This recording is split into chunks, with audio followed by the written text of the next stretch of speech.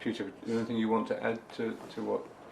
you've learned about the meaning of life and the way you deal with the, well, first of all, the meaning of life? Well, I share Patricia's understanding that what ultimately matters in life is that we should love, and the love is expressed in terms of relationships, and I think that the practice of meditation is first of all getting our relationship with God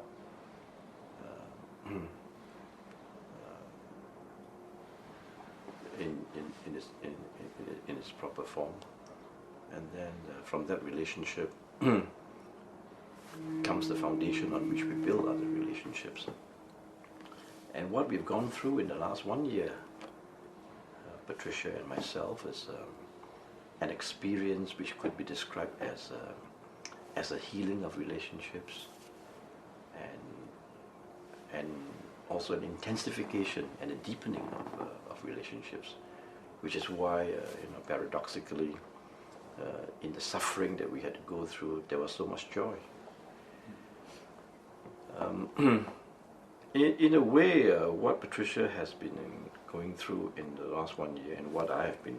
experiencing as well, is somewhat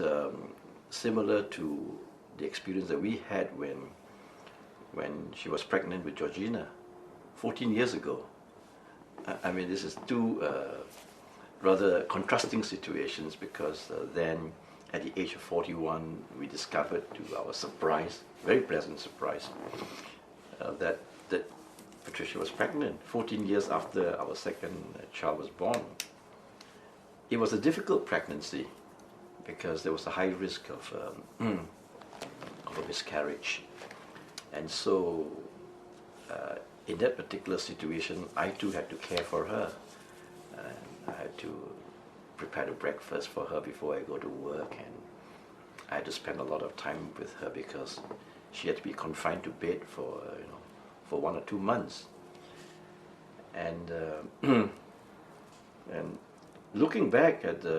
that period of our lives, and you could say that it was a different experience of the love of God. I mean, there in